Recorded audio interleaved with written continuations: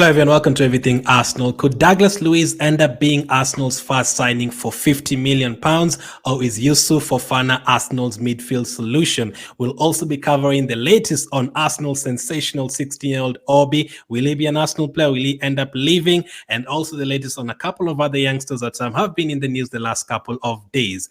Back again with me is Cozy. How are you, man? I'm absolutely fine. Just now, 3 days to the opening of the window. I mean, it's going to be a nice ride, and I'm really excited for it. For this one, I'm really excited because I'm disappointed a little bit in the fact that Arsenal have kind of reluctantly left Bayern to, give us headache on Chido Obi Martin. But I've been great. It's been a great day, and hope to speak to all the people soon. Now, a lot to get into as always. The transfer window is a couple of days away. Now the stories are going to be building. We're still not sure which players exactly you're going to sign, which players are going to leave, how much you're going to, get for all of these players. We have an idea, but there's going to be a very busy transfer window, both in terms of outgoings and incomings. Last transfer window, there was a lot of incomings and not really too many outgoings. You really know Jacques is going to go and maybe one or two others, but this time it's going to be a lot of business. Now, midfield situation. Thomas Partey is still in the news. Douglas Luiz is also on the news. So let's start with the latest on Douglas Luiz. According to the Mirror, Arsenal are looking to sign Aston Villa midfielder Douglas Luiz this summer, and they have been told they must pay 50 million if they want the Brazilian. Now, the first question for you, Cozy, is: are you actually happy with Arsenal being linked to Douglas Luiz? Would you, out of all the midfielders we've been linked to, Zubimendi, Bruno Guimaraes, or Nani, especially the ones in the Premier League, would Douglas Luiz be in your top two? Like, if you don't get this one, I want this one. Or would you actually say Douglas Luiz is my first option? Because for me, Douglas Luiz is definitely in the top two midfielders I'd have wanted even before you're linked to him. Is he that high on your list? It's Bruno Guimaraes for me that is up there because of his all-round game, and we are looking for a versatile midfielder. I think 6'8". You could play him as a 10. By the way, he's Brazilian. You never know; he's got some adaptability that we don't know about. But apart from Bruno Guimaraes, who I think everyone will agree with me on this podcast that he's one of the best. He's best of the rest in that position. The second on the list is Douglas Luiz. Now, with Douglas Luiz, for me, why he's number two is because Bruno Guimaraes is a little bit more of a bully, and he's a little bit more physical, and is a clear and cleverer ball winner. So he's he can sit well in that number 6. Why I think Luiz is my second option is he's got so many aspects that you want from a player in that position, in that deep lying role, and I think Mikel Arteta would be 100% interested in this guy. So for me, he's top two, definitely. After Bruno Guimaraes, he's definitely up there because we've wanted him. There is a reason as why we've actually tried to sign him before. There is a reason as to why Arsenal have tried to sign him on more than one occasion. And there's also a reason why he never goes away on the Arsenal transfer list. I mean, look at the likes of Hausemuwa. Today he was in Uganda, played a couple of minutes, and he scored a beautiful goal. Then you look at the likes of so many players that we've wanted in the past, and it has completely gone silent. I wanted to say Yuri Telemans as well, and it's completely gone silent. But with Douglas Luiz, every single summer, when Arsenal think about who comes in for Thomas Partey, who comes in that role, in that DM role, who could be our next Rodri, who could be our next, Alexander Sombilong, Thomas Partey, Jorginho, who is going to replace all these guys? The name that vibrates alongside the walls and echoes in the walls is Douglas Luiz. There's a reason for that, right? Now, when we talk about Premier League proven players, this is one of the reasons that Mikel Arteta actually won me over into his camp. Arsene Wenger, again, I don't want to blame him because it didn't work with big budgets, but for you to come in as a manager and you're Mikel Arteta, and your first strategy is to go for players who have done it in the Premier League, who have done it on the big stage, that is a big plus because you don't have to, allow them a grace period, which is big, to adapt. Declan Rice adapted almost quickly. Ben White, I don't think he had a really very, very poor season, like many people say. He did. In any case, he had a very good second season. So for me, Douglas Luiz ticks all the boxes in terms of you bringing in a player to get into the system and play right away. And you look at his education from Man City. There is a reason. I usually say that where players come from determine where they will play in the future. So look at Frankie de Jong at Barcelona, and you look at him at Ajax, and you're like, yeah, that's a good match. And then you look at Douglas Luiz from Man City. He's definitely going to play in a Mikel Arteta system. He's definitely going to fit into Mikel Arteta system. So for me, I don't know why I've seen people who are not even concerned about this, people who are not sold onto this one. I don't know what they want. This is the perfect midfielder. 100%. You're not getting anything better than this guy.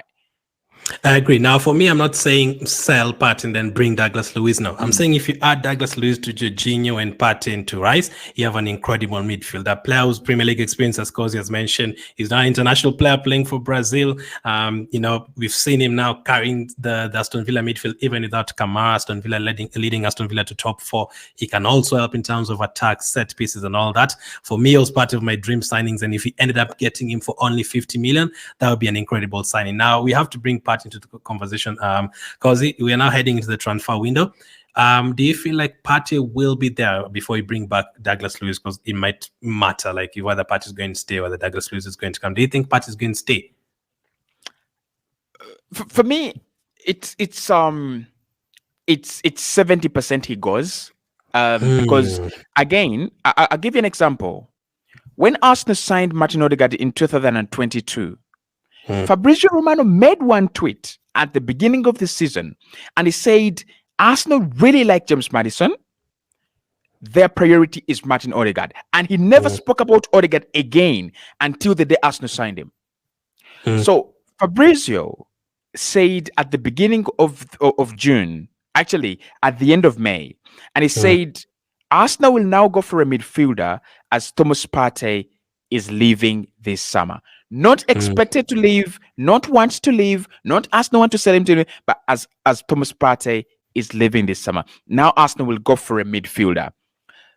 That is all you need to know. And I know there is a psychology stage where you're living in denial because of a heartbreak. I think Partey leaving Arsenal is a heartbreak to many Arsenal fans. Personally, I would love to see him stay for another year.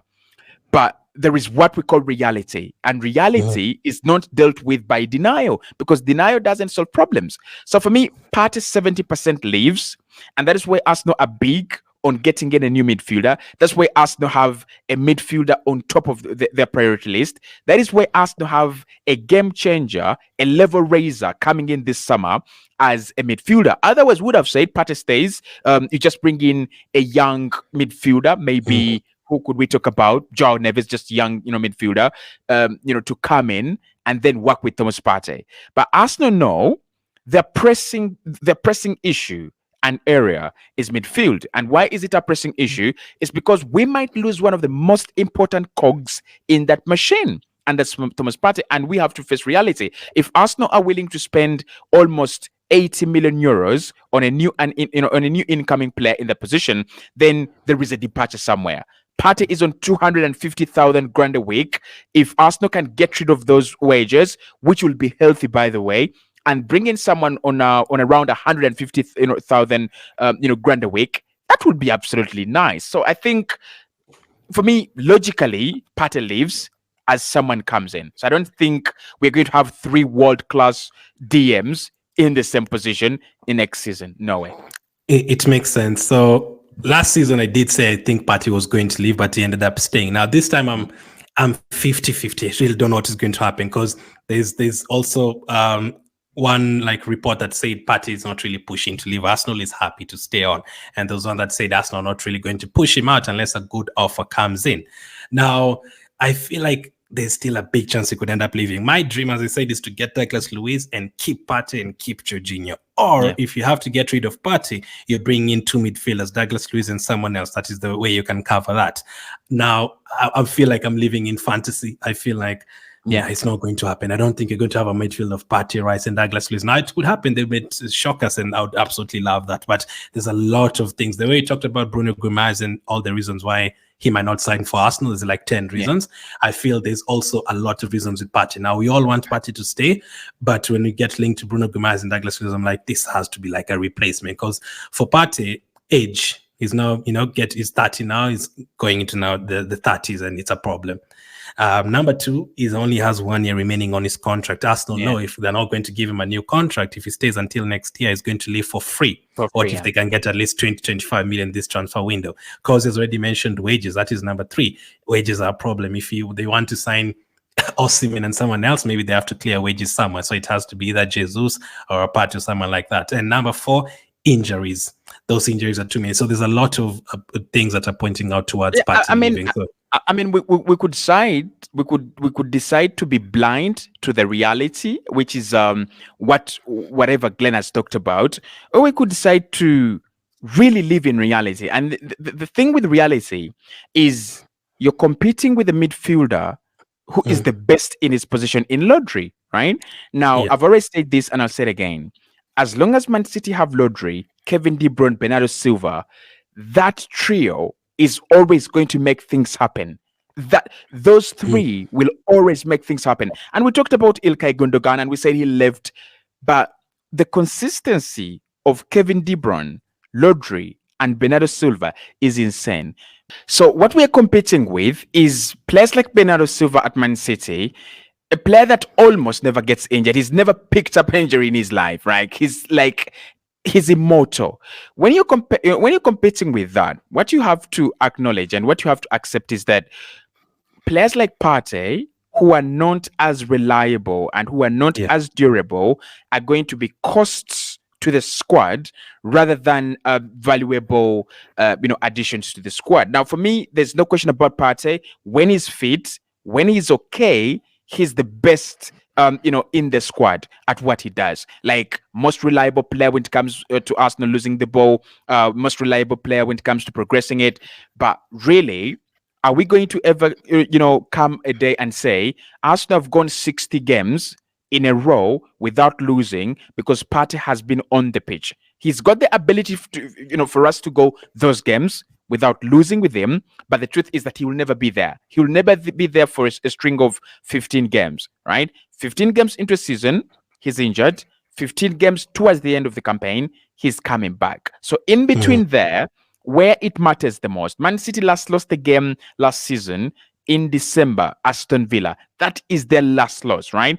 And when you think about the number of players they lost due to injury during that period of time, it was Kevin De Bruyne, who eventually came back and led a few comebacks against Newcastle, and Tottenham, and that's how they win the title. So for me, we can't live in delusion. We've got to live in reality. And the reality is, if Arsenal want to be better, if Arsenal want to get to the next level, durability of players, availability of players is going to be key, and the next generation of signings that should come in must have the ability to play a whole season or at least 30 games in a campaign. Now, we all know how good Partey is, so that brings me back to Douglas Luiz. Would you be happy with Partey leaving and then Douglas Luiz replacing him? No other midfield business? Well, this is what I'm going to say. I think with Douglas Luiz, he is not Thomas Partey, and I want to make this very clear. He is not Thomas Partey. He can be groomed into Thomas Partey, but I think there's some aspects of his game that are really lacking. And maybe Mikel Arteta doesn't really care about that, doesn't really care about how much physical presence he brings because he's already signed your Declan Rice. He doesn't really care about ball-winning ability because he's got Declan Rice in midfield. So he's not a Thomas Partey. So I would say if we bring in a player like Douglas Luiz, and we brought in a player like Youssouf Fofana, and we brought in a player like João Neves, that would be absolutely okay. Yeah. But I also think that Luiz coming in to replace Partey, I see him as a player who can go 35 games in a row in that midfield alongside Declan Rice, and Arsenal will have the stability. Yeah, we can't carry any next season. So we still want Partey to stay, but in terms of looking at what we've been linked to and stuff like that, there's a big chance he's going to leave still, and I would not be surprised if that happened. Especially if you get Luiz. For me, I want Luiz and Partey both in the same team. That would be absolutely incredible. But it's going to be difficult. It's very hard to predict this transfer window. So 50 million pounds. Do you think that's if you're told, okay, Aston Villa asked you, okay, we don't have anything we're asking for, but tell us, what is your offer? What would be your first offer for Luiz if you didn't know how much he was valued at? Yeah, my first offer for Luiz would be around 38 million pounds to test the waters, honestly, because I know he's a high quality midfielder, highly admired by so many clubs. So 38 would be my initial offer, and then 42 would be my second offer, just to make sure that I play with them a little bit to see how desperate they are in terms of selling. Now, again, I think in the last few seconds, Fabrizio Romano has made a tweet and he has said Juventus and Aston Villa are in talks to get a deal done for Douglas Luiz. What they want is Juve cannot pay 50 million, obviously, at the moment. So what Juve want is to add 2 players, right? So, like it's even insane. It's even crazy. Juve want to add 2 players and add some cash to get the deal done. And Aston Villa are actually willing to listen to such a deal, which means they are dead desperate. They are absolutely desperate. So if Arsenal walked in there with 40 million cash, right, I think they are listening. I think they're bracing themselves. I don't know how Douglas Luiz doesn't have, like, I don't know why we're not hearing Chelsea pushing, Arsenal pushing. Like, are these clubs sleeping, or we are still having, tantrums from the financial year, and maybe FFP is not yet away. I'm not really sure, but we shouldn't allow Juventus to take this guy by giving Aston Villa Weston McKennie and some other player. I don't think Arsenal it reflects well on us, because for me that is a midfielder. That's a quality midfielder. It's a quality midfielder, but again, it's another difficult deal. It's considering I don't think Aston Villa would want to sell to us anyway, and they would want to give to Juventus, but the player himself would want to join Arsenal. If that is the case, that's great on us. But again, there's a lot of things that might not be out. We might have to give them a player as well, plus 30 million. Who would you be able to offer? Would you offer Eddie, or they've wanted Smith Rowe before? Well, I'll tell you, I don't think Villa are desperate or are really, really nailed onto a player. I think it's Juve who want to add players to the deal because they know they cannot afford them for 50 million. If I was to do a player plus cash deal, Juventus, of course, Aston Villa cannot be undermined. They're a UEFA Champions League deal, so you cannot just give them anyone you feel like. I mean, they have Watkins. Why are you they might not need them. Exactly. In Nketiah, they don't really need him. Yeah. Nelson, so for me, they have Bailey and Diaby. Naturally. The player they would need at the moment, they would need a player like Fabio Vieira, but because it's not played for a long time, Unai Emery is not taking him. There's no question there. Now, we also have to remember that when the time when they wanted him, when they wanted ESR, the manager was not Unai Emery. So I don't even think any of them would fit into his team, to be honest. Unai Emery doesn't play with the traditional 10. He doesn't use an 8 like ESR. And in terms of the wingers, Unai Emery prefers quick, explosive, very sharp, beat you in 1v1. Is that Emile Smith Rowe? No. So if Villa were to pick one player from Arsenal right now, they could even come for Gabriel. They could come for, like, I don't know. I don't think we have any of the fringe players. Maybe Ramsdale. You mean Gabriel Jesus? Maybe Gabriel Jesus. No chance. if that's the offer, just get out of here. I'm not interested. So I don't see one player you're giving them, right? If ESR is seriously on their list, right? Maybe that's the player offer. But the problem with ESR is this: he's a homegrown player. You're literally getting a homegrown player and giving them to Aston Villa. They're like, thank you. The next time they sell him, because they've not bought him for money, they are literally going to make 100% profit on this guy. And Arsenal really want to make 100% profit on ESR this summer. So for me, no player plus cash deal, like we said with Osimhen. Please, excuses. If you want 40 million for the player, let's give you 40 million. If you want 50 million for Douglas Luiz, a player in his prime, I don't think Luiz, Rice, and Odegaard, I don't think that's a midfield that is going to be torn to threads in the next 5 years. That is going to be like real dynamite for quite some time. That'll be very interesting. Now, if the Douglas Luiz deal cannot go through, there's also Youssouf Fofana. Now, Fabrizio has confirmed that Youssouf Fofana will definitely leave Monaco this summer, and this is what he had to say. Youssouf Fofana will 100% leave AS Monaco this summer. Plan on both player and club side confirmed. No advanced negotiations yet, but Fofana feels ready for new chapter this summer. Now, we already talked about Fofana a couple of times because, and he's going to be around 25 million and stuff like that. Is going to be a cheaper asset to get in midfield. But as I've always said, if it's Fofana or Onana, you have to get another midfield. Unless Partey is staying and then you're adding Onana or Fofana, I'll be okay with that. But just Partey out and then Fofana in, I'm not really sure I would be confident with that unless Cozier will be. Would you be satisfied with Partey out and okay, we are getting Fofana this, we are good to go again next season?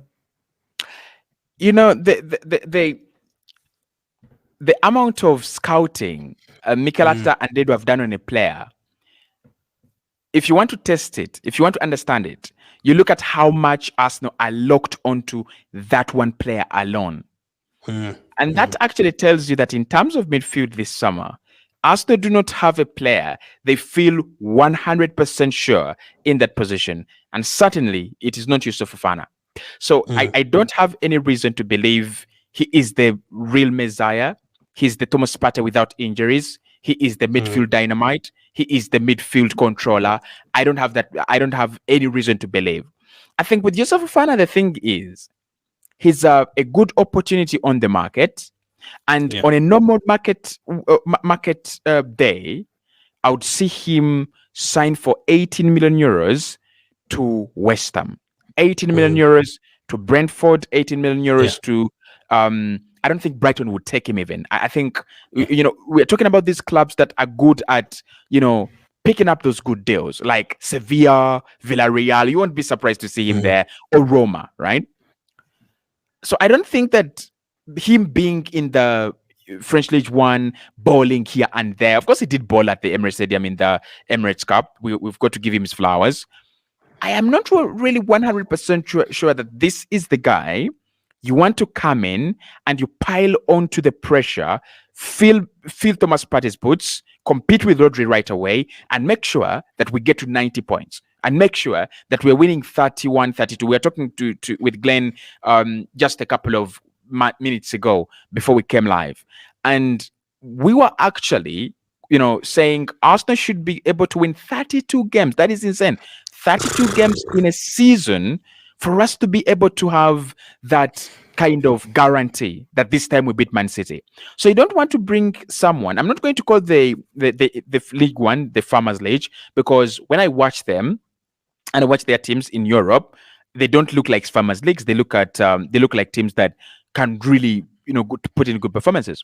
But for me, I don't think there is enough on the table for us to go, Youssouf Fofana is the guy. I don't think there is enough for us to, buy into. With Douglas Luiz, there's Premier League experience. With him, that, he's a player who has had that kind of education to work in a single pivot. Yeah, working in a single pivot is a different kind of animal from you playing DM, right? You could play double, DM.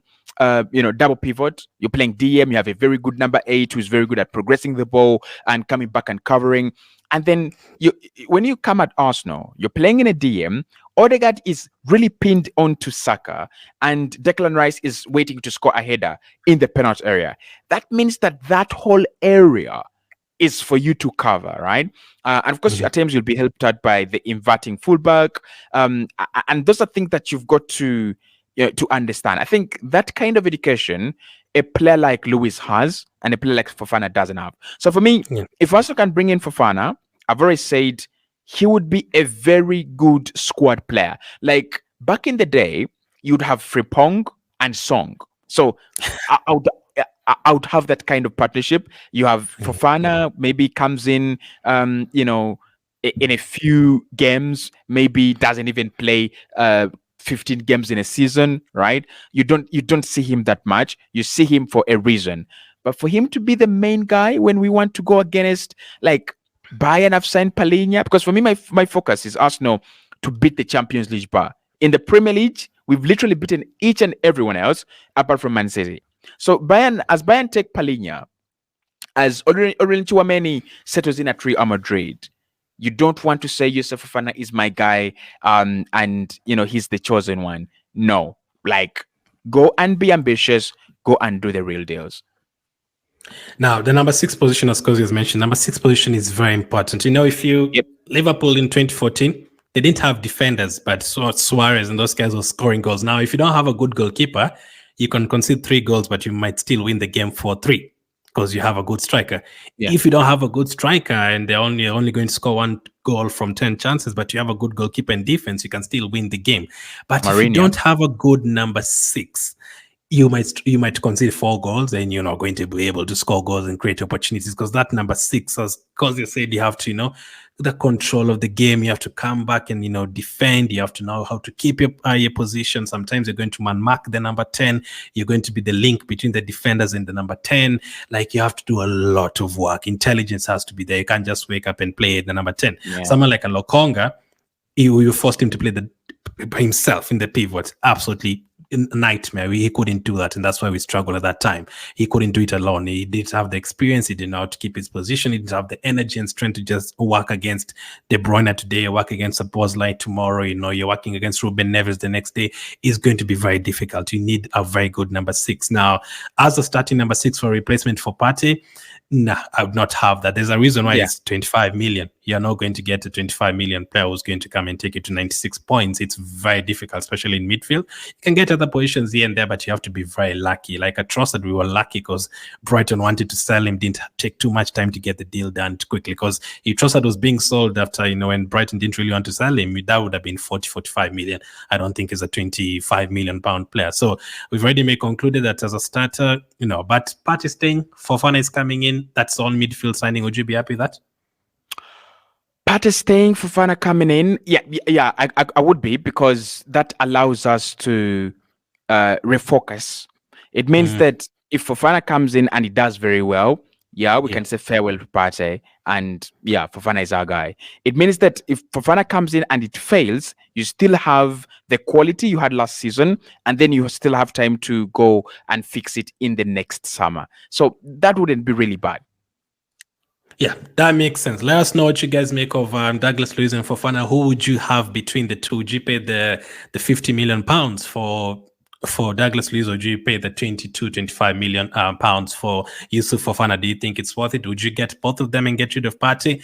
It's not possible to keep Partey and then buy 2 of them. I think it's only going to be 1 midfielder if Partey stays. If he goes, I still feel like it's going to be 1 midfielder, but I'm hoping that it's 2. Now, there's been a lot of talk about Arteta not giving opportunities to under 21 players, under 23 players, under 18 players, and there's news on a couple that people feel that they should be giving a chance. Players like Walters, I feel like I've had people talking about Walters the last 4 years. Walters really get a chance. He's never played a first team game, so could he be the answer in terms of, let's not get a defender, let's bring in Walters, let's have 8 defenders? Well, this is the news on those youngsters from Ghana blog. Arsenal are still in last-minute negotiations with Karl, Hein, Cozier-Duberry, Reuell, Walters, as they attempt to persuade them to renew. Walters in particular has appeared resolute in his determination to leave and pursue first-team football, but Arsenal are still optimistic that they can persuade all 3 to reconsider. So let's start with Reuell Walters first, because he's never made a first-team appearance. He's the one that has always felt like he's close. The PSV game, this season, dead rubber game, he thought this is going to be on, he's going to play. Last season, this particular game, he's never really gotten his chance. Now, how do you stand in terms of that? Are you also part of the camp that feels like Arteta is not really giving chance to these players, or do you feel like, okay, he doesn't have an opportunity to give them because you're competing with Man City, or do you feel like maybe they're not good enough? So in terms of saying that the young players are not good enough, I would say that would be lying. That would be a lie. I think we do have quality in the academy. We do have the quality in the under 23s, under 19s, and under 18s as well. And of course, we've seen a couple of flashes here and there, and we're going to talk about all of them. I would say that Mikel Arteta has not done a good job in terms of basking himself in glory of playing other, fringe players and giving other players, a chance. But again, I'm going to defend him. Yes, he's not given players a chance. He's worked with a smaller squad last season. He worked with only 14 players that he trusted, and that even didn't include any academy players. Ethan Nwaneri did travel with the squad a couple of times. The likes of Walters did travel with the squad a couple of times on a few journeys, but they didn't actually get a chance. And this is the reason why I think Mikel is not playing them. Is he right? Is he wrong? We're going to talk about that. But the reason as to why Mikel cannot play the youngsters in this team, where we are and where the Man Cities are that we are being compared to, or where the Manchester Uniteds are that we are being compared to in terms of giving young players a chance, we are at very different stages. And I'll explain. Man City can afford to give Oscar Bob a game. They can afford to give Lewis a game because Man City are at a level where they have 9 world-class players almost on the pitch. So, and their project has been grilled for 6-7 years. So bringing in a Lewis really doesn't change much in terms of Man City.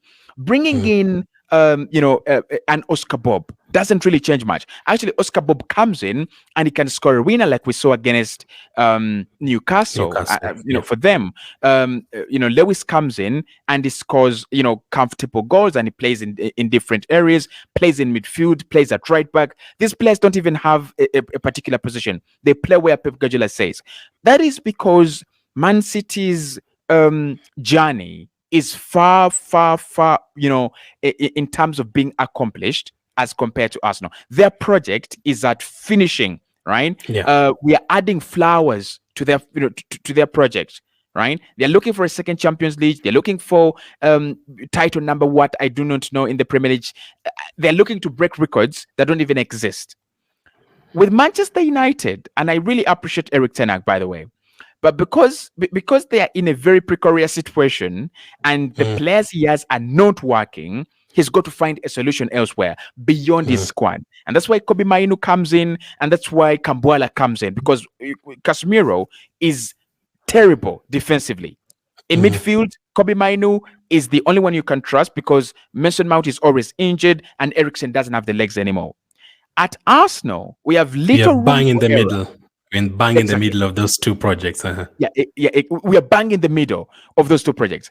We cannot afford to lose 12 games in a season because we can no longer afford that, and we are not at the top where one change doesn't impact the whole game. For example, if Ethan Nwaneri plays where Odegaard plays right now, we would be screaming, "What is he doing? What is he doing?" Right?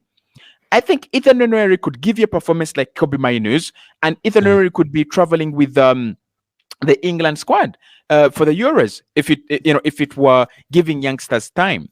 But Arsenal's project at the moment cannot afford the risk. It's as simple as that. I don't want to hear people say, "Oh, Mikel Arteta, what?" Yes, he doesn't give players time, and I will blame him for ESR, and I blame him for Saka's injuries because he should have rotated him.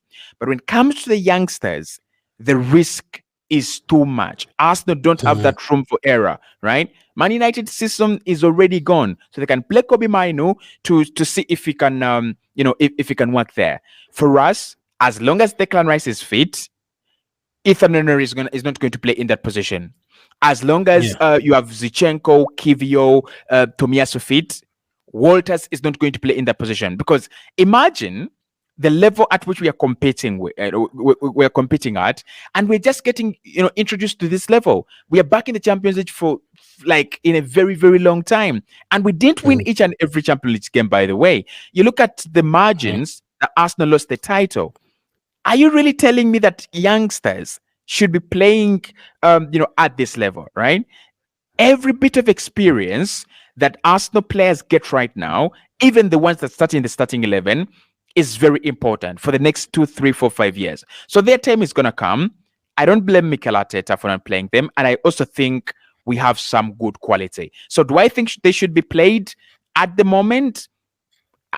If I was manager, I wouldn't play many of them. I wouldn't play many of them. The only one I would play would have been a player like if Balogun had just been promoted, like he was, maybe Florian Balogun, because he was showing big signs of being that top level striker. He had played in the Europa League, scored a couple of goals, and I was like, okay, we have a talent here. But I wouldn't really say Mikel Arteta is doing a lot of wrong in terms of not playing youngsters, because really at the moment that guy is on pressure, bro.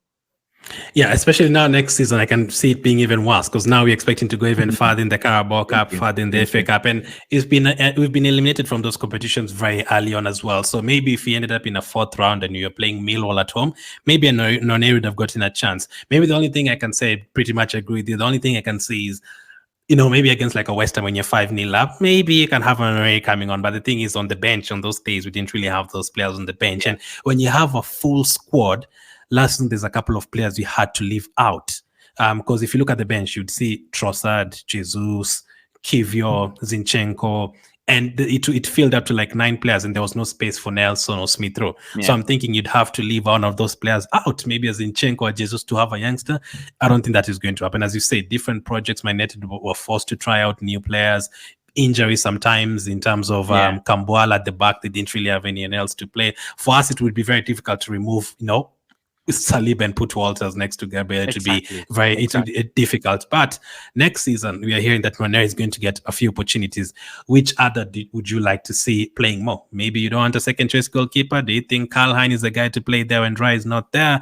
Do you think Walter should get a few opportunities defensively? Do you think Duberry could come on 2 games? Who would you like to see getting a chance between those 3? Duberry, Walters, and Karl Hein. Would you like to see getting at least 3-4 appearances next season? Okay, I'm going to go with Cozier-Duberry. Cozier-Duberry for me. I've seen him. I like him. I think he's mature. I think his game is maturing, and I think when you play like Cozier-Duberry, you feel you are ready, and we've seen so many of them. We under Arsene Wenger, Cozier-Duberry for me would be the one that plays more games than even Ethan Nwaneri, because Nwaneri is a flashy talent, but Arsene Wenger sides would have good players up front. You'll have Wilshere, you have Ramsey, you'd have so many players that are good. So Cozier-Duberry is the one that I would love to see. What can he offer? Now the problem is defensively. Mikel Arteta's team is set up in a way that the academy is not yet bringing us players that we are using defensively, because we are playing a back 6. We are playing like I won't be surprised if Julian Timber is in midfield and we're playing 6 center backs, right? Next season. So I think that's where the problem would be. But Cozier-Duberry is the one that I would have to... maybe the last 10 minutes of the game when you're 4-0 up. That's what I'm talking about. Maybe last 10 minutes of the game, maybe. Cozier-Duberry is the one. And then I'll definitely keep all of them. There's no question about that. I think the quality is there. Real quality youngsters. Keep all of them. Just give them a few loan spells. Like, let's see how they do out. I mean, you maybe try them with League 1, League 2. Are they championship level? Nwaneri is championship level, but we might not see him leave. So maybe League 1, League 2 experience, and then maybe Duberry. Arsenal is actually trying to keep all 3 of them, but it looks like a couple of them don't want to stay. Now we have even younger youngster in the team called Obi. Now they're calling him the next Osimhen. Maybe you don't even really need to buy Osimhen when you already have the next Osimhen. Now it is not easy to get a guy. This guy, Obi, he scored on his debut. He scored 3 goals against Southampton. Yeah, we won an under-18 game. Under 18, under 16, one of them, 14-3. He scored 10 goals against Liverpool in that game. Yeah. And he told people, you think it was lucky? He scored another 7 against Norwich a couple of weeks later. 32 goals. That is incredible numbers, whichever level you're playing. Really, under 17, under 18, and 19, that's very good numbers. But people are thinking, okay, listen, the next 2 years, this will be our next guy. But it looks like he might not, because according to reports from Academy School, Bayern Munich are advancing in talks to sign Arsenal starlet Chido Obi Martin. They are hoping to beat Dortmund to the 16-year-old signature. Now, because the people are talking about, oh, this is the next, the Gnabry. He's going to go there and he's going to shine and you're going to regret it. People are saying this is going to be the next Hutchinson. Hutchinson hurt me because we gave him away and then Chelsea are going to make 25 million from it. I really liked, Omar Hutchinson. I don't think he wanted to stay, so that's a problem. Now, this guy, back in May, Fabrizio Romano reported that Arsenal are in negotiations with Obi Martin, new agent's Elite Project Sport. He's picked the same agents as Saka, Sancho, Balogun. Arsenal still pushing to agree on a new contract terms with 16-year-old Gem. Now, the first question is, do you think he really wants to leave, or is this, a way of, I don't know that they'll be looking for new money and more money at 16-year-old? I don't know. Do you think this is a way of their agents to get a better deal at Arsenal? Maybe quicker pathway to the first team, or all that promise to be playing in the next 2 years? Or do you think they actually want to leave and they feel like Arsenal are not giving chance to youngsters? The agency he's picked with actually is the agency. I don't like that agency. I think they are a little bit exploitative. For example, for me, the Florian Balogun, situation was not handled in the best way. I think for the best of the player, right? They compared him right away to Edin Ketia, and he said, if Edin Ketia is the one that's going to be number 2, Balogun doesn't want that. He wants to go. As simple as that. And that was their stance. I'm like, really, not really. So for me, I think Chido Obi Martin wouldn't be a player at the moment, 16. He wouldn't push to get out of Arsenal for more regular game time, at a club in the Premier League, Italian Serie A, German Bundesliga. Not really, right? So I think it's purely on the agents driving him, and maybe they are trying to tell him, if you go to a club like Bayern, if you go to a club like Dortmund, you might, if you make a transfer switch, you are going to get more money, signing that deal than the one you actually, than the one you're actually going to get by just renewing your deal at Arsenal. So I don't think it is purely in the heart of the player or in the best interest of the player. But also, this could be because Arsenal have known, apart from Saka, who was not actually groomed by Mikel, Martinelli, who was not groomed by Mikel, Isar, who was not groomed by Mikel. Some of them are even Arsene Wenger, boys. The academy prospects would feel a little bit unsure of their future at Arsenal, right? So when you look at Bayern, you look at a player like Jamal Musiala, you look at a player like Tell, right? And you're like, maybe there is a chance there. When you look at Borussia Dortmund, there is a chance. Ajax, there is a chance. In a couple of other clubs that really work with youngsters and teenagers, maybe there's a chance. And maybe what we have talked about Mikel Arteta and not giving these players time, maybe it's high time he started thinking, how do I give these academy talents really some opportunities? Because that would encourage them to stay and with the project, to keep as part of the project. We know that young talents are really big on the market. Chelsea big on talents, Bayern big on young talents, and a couple and all clubs are very big on talents. Like Madrid are just paying 75 million, 85 million, million on players like Endrick. So I think it's the agents. They know how big clubs are on talents. Clubs are avoiding to pay hundreds of millions in the future by grooming their own. Like Ratcliffe came in at Man United and said, I want to groom the next Mbappe. I want to get the next Mbappe.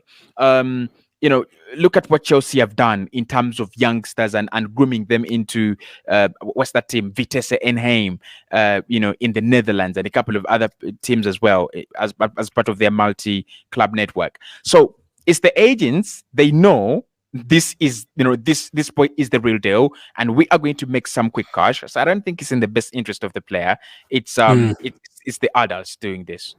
And I don't think I don't think he has a full commitment to Arsenal because players like Nelson and players like Saka, they've been here since they were babies, 7, 8, playing for Arsenal. This guy only joined Arsenal in 2022 from Denmark. So he only came here when he was 14 or about to turn 15. He's only been here for like 1.5 years. So he hasn't really been here for a long time. So it could be, okay, I've scored this many goals. Now let me progress to somewhere else. But would you be working extremely hard? Last question. Would you be working extremely hard to keep him at Arsenal? You'd be like, oh, well, if he doesn't want to leave, well, we just go to the next one. Or would you like, fighting to keep him because you feel like he's an extraordinary talent like Victor Osimhen next? Victor Osimhen, as they've labeled him.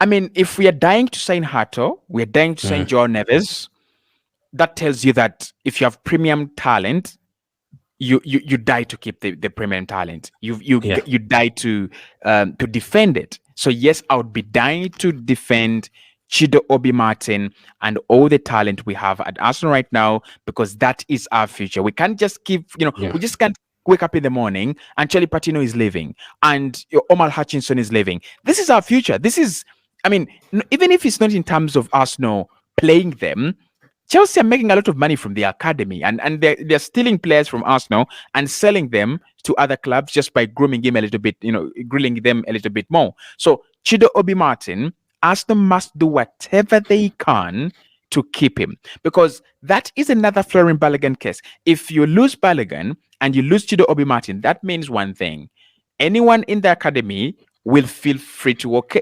feel okay to leave, right? You don't want that. Like, you want them to follow the path of Saka. You want them to look at the path of Saka, Emile Smith Rowe, and these other players that have actually come through the academy. That is the route we're trying to show them.